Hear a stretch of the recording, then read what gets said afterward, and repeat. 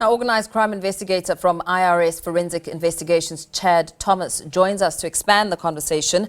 Chad, a very good evening to you. Thank you so much for your time. I mean, we are seeing a reduction in murders for the current quarter, but of course, Gauteng, KZN, Eastern Cape and Western Cape singled out as the biggest contributors. What's your take on this?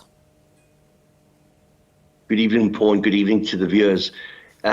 Firstly and foremost, the most horrendous crime that can be committed in any society is that of murder. And the fact that our murder rate is down by close on 10% is indicative that there seems to be a change in energy and a change in focus from the South African police services. And I think this is led primarily by Minister Mkhunu. He has said a lot of things, but he's kept his word. He seems to be exceptionally victim-centric, and he seems to be concerned about the plight of victims.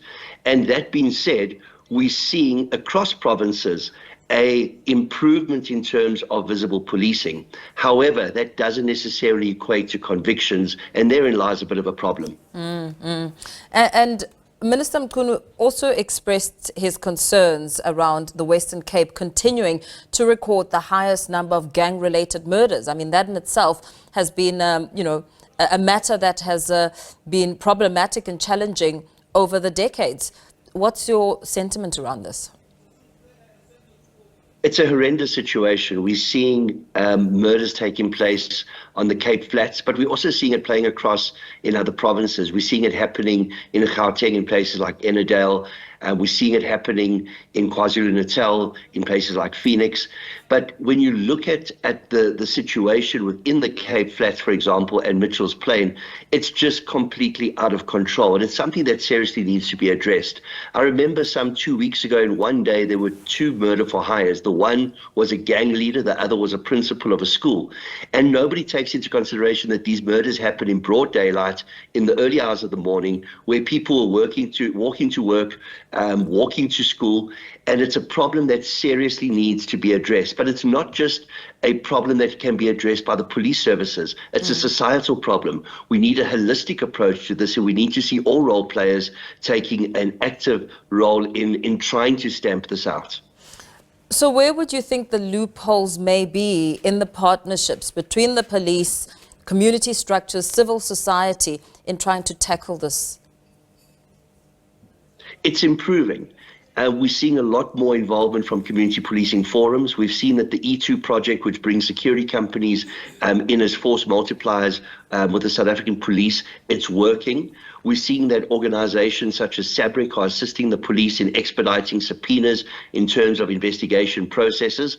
So we're seeing this holistic approach happening. We need more of it. We need to see that the communities buy into the fact that the police seem to be very serious at this point in time in fighting crime. And we need to see a replication of successful units. We've seen the anti-kidnapping task team set up by General Khan in crime intelligence working well. We've seen General Kwanazi with his task team in KwaZulu-Natal taking the fight to the criminals. General Patekile in the Western Cape is trying. General Mtubeni in Gauteng is experiencing success. As long as we support the leadership and the leadership supports their members on the ground, we are definitely going to see a turnaround in respect of crime. And I must be honest with you, this is the most optimistic I've been in a very long time. Well, there's a light at the end of the tunnel then, but the critics who have been looking at this have pointed out that technologically, the SAPS is outdated. Exactly how far behind is the SAPS outdated when it comes to the country's forensic labs and intelligence systems?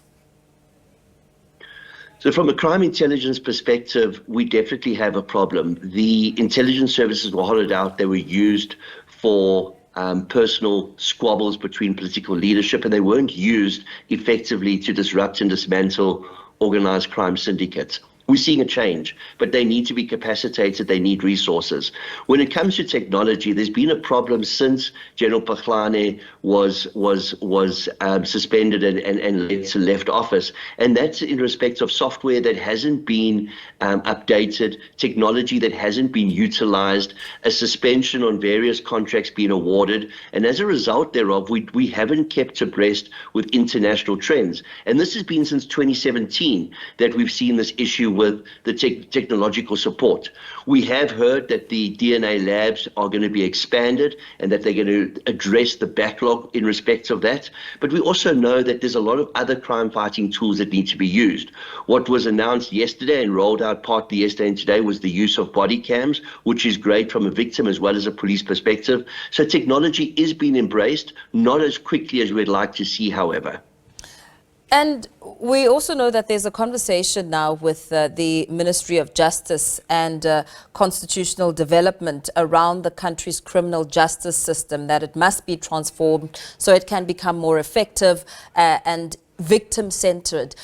What elements of this act and the entire system need to change? So you've hit the nail on the head with what you've just described. We need a holistic approach, and it's the entire criminal justice cluster that has to come into play, whether it's the Department of Correctional Services, the Department of Justice and Constitutional Development, all the way down to your police officers who are investigating, to your prosecutors who are expected to enroll cases where there's a prospect of a successful prosecution. This isn't going to happen in isolation. We need to understand that all of these different departments have a very important role to play.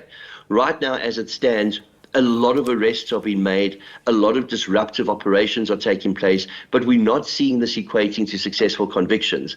And this is a result of the disconnect between detective services and prosecutors. Prosecutors don't want to enroll cases where they're not going to be successful, and detectives don't currently have the tools to be able to ensure that they can fully investigate matters.